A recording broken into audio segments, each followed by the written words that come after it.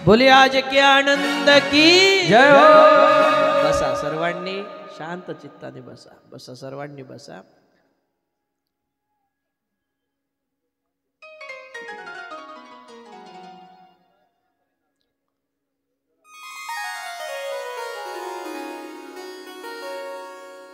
बसा।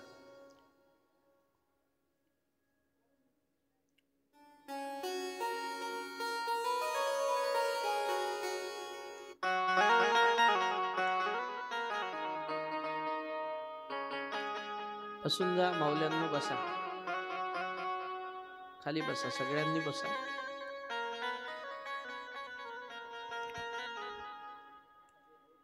श्री शुकदेवजी महामुनी, श्री शुकदेवजी महामुनी श्रवण सौभाग्य चक्रवर्ती राजा परीक्षितीला ही दिव्य कथा ऐकवत असताना आपण ऐकत होतो सुरुची आणि सुनीती, सुनीतीचा मुलगा हा ध्रुव। ज्या वेळेला ध्रुव बाळ वनामध्ये येत आहेत आणि ध्रुव बाळ वनात येत आहेत, नारद महर्षी मिळतात आणि नारद महर्षीने जेव्हा बोध केला त्यावेळेला ध्रुवाला आनंद प्राप्त होतो आहे। आणि मायबाप हो, जेव्हा ध्रुवासारख्या तरुण मुलाला, ध्रुवासारख्या पवित्र पावन अशा विचारवंत मुलाला, आईची आज्ञा पाळणाऱ्या मुलाला एखाद्या वेळेला एखादी संत मिळत असेल तर त्याच्या जीवनाला एक सन्मार्गाची गती प्राप्त होते। मला या ठिकाणी एक सांगता येईल मायबाप हो, की ज्याप्रमाणे ध्रुवाला एखादी संत मिळतात तर ध्रुवाला मात्र सत्संगाचा आनंद प्राप्त होते, त्याचप्रमाणे चांबट परिवारामध्ये भागवत भगवान जर या ठिकाणी येत असेल तर आमच्या जीवनामध्ये अनमोल आनंद देणारा जर या ठिकाणी क्षण काय असेल तर भागवत भगवान आहेत। बोले भागवत भगवान की जय हो। आणि तरुणाला जो आनंद घेतला पाहिजे ना, हा आनंद जसा मी बोलत नाही तसं प्रमाण येत नाही तर आपले सगळे रोमांच उभे होते ना, आपण सगळे आनंद घ्यायला लागतो। हे भगवत सत्संगाचा आनंद आहे, लक्षात ठेवा। आणि जसा आनंद घेतो तसे मात्र हे राधे राधेचा प्रसादही तुमच्या सगळ्यांच्या गळ्यामध्ये पडला। एक सगळ्यांना विनंती आहे, हा जो प्रसाद भेटला रोज घालून येत जा, नाही तर आजच्या दिवसापुरता यांना घरी ठेवून द्या कुटीले अटकून, असं नका कर जा। रोज या प्रसाद आपल्या गळ्यामध्ये असला पाहिजे, कारण याच्यावर नाव काय आहे, राधे राधे है ना। त्या देणाऱ्या दादालाही धन्यवाद, घालणाऱ्यांनाही धन्यवाद, आणि जे रोज आणेल त्याला शेवटच्या दिवशी बक्षीस भेटल्याशिवाय राहणार नाही। बरोबर, बक्षीस काय असेल, त्याचं बक्षीस काय देणार आहे हे आमचे साहेब ठरवतील बरं का, इटनकर साहेब, आणि त्याला मोठं बक्षीस भेटेल बरं, काळजी करू नका। साहेब देणार आहे बक्षीस, रोज जो घालून येईन त्याला। सगळ्यांनी रोज मस्त छान असा हा दुपट्टा आहे राधे राधेचा परिधान करून यावा अशी सगळ्यांना विनंती आहे। प्रेमाने एकदा म्हणा राधे राधे राधे राधे। आणि सुरुची ज्या वेळेला ध्रुवाला नाकारते त्यावेळेला ध्रुव वनामध्ये येतो। संतांनी उपदेश केला ध्रुवाच्या कानामध्ये आणि ध्रुवाला द्वादक्षरी मंत्राचा उपदेश दिला।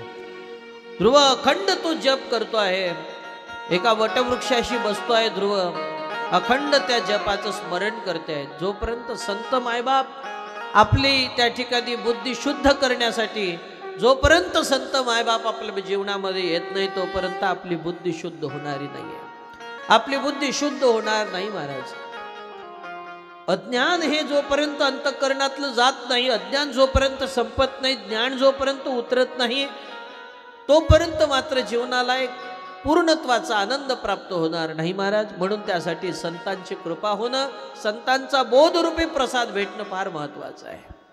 आणि म्हणून तो बोध, तो साधू संतांनी दिलेलं ते ज्ञानांजन हे माणसाने जीवनामध्ये जपून ठेवलं पाहिजे। कृष्णांजन एक वेळा डोळा घालिता डळ, तिमिर दुःख गेले पिटले भ्रांतीचे पडळ, श्री गुरु निवृत्ती राये मार्ग दाविला स्वज्वळ, बाप रखुमा देवीवरू विठ्ठलू दिनाचा दयाळ।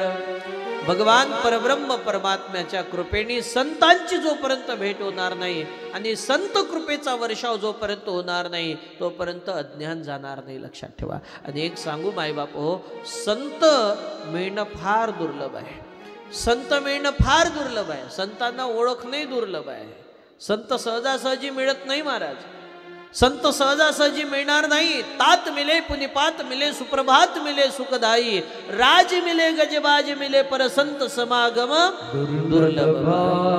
सर्व मिळेल जीवनामध्ये, राज मिळेल, सगळ्या गोष्टी अनुकूल प्राप्त होईल, पण मात्र संत मिळणं फार दुर्लभ आहे. आणि संतांना ओळखणं सुद्धा दुर्लभ आहे. लक्षात ठेवा, संत हे तुमच्या आमच्या मध्येच असतात, पण त्यांना ओळखता येणार नाही. संत हे मात्र आपल्या सर्वांना मिळणं फार कठीण आहे. त्यावेळेला जर संत आपल्या जीवनामध्ये मिळत असेल, साधू आपल्या जीवनामध्ये येत असेल, साधूचं त्या ठिकाणी ज्ञान आमच्या जीवनामध्ये आम्हाला ऐकायला मिळत असेल, त्याच्यासारखं भाग्य नाही. आणि म्हणून या नारदजी महाराजांचा उपदेश ध्रुवासारख्या एका अनमोल असणाऱ्या छोट्याशा बालकाला मिळतो. त्यावेळेला ध्रुव प्रसन्न झालेत आणि प्रसन्न झालेल्या ध्रुवाला हा श्लोक त्या ठिकाणी दिला. 12 द्वादक्षरी मंत्राचा त्या ठिकाणी एक जप दिला. ध्रुव तो मंत्र जपतो आहे आणि छोट्याशा वयामध्ये आज साधूचं ऐकून मात्र त्याप्रमाणे ते पोरगा त्या ठिकाणी जपतो आहे. हा मात्र त्या ठिकाणी त्या ध्रुवाच्या अंतःकरणात असणारा निष्ठावंत भाव आहे.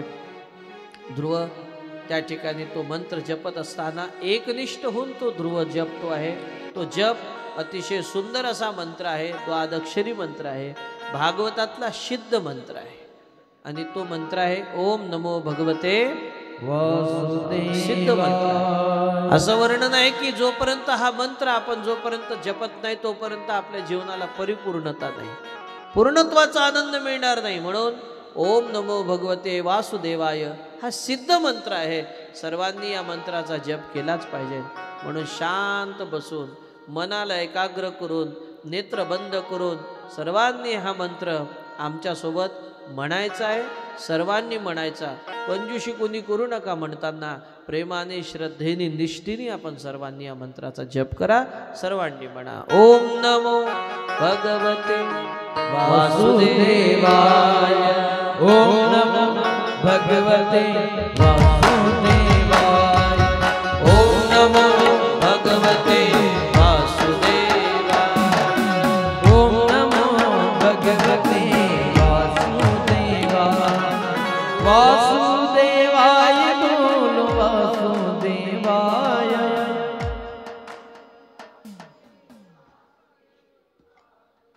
ओम नमो भगवते वासुदेवाय.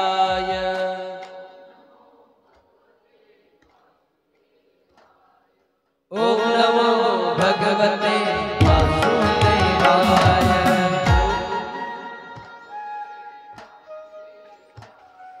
ओम नमो भगवते वासुदेवाय.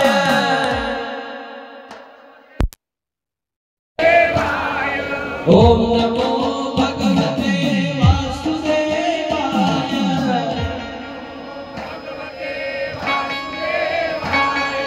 ओम नमो भगवते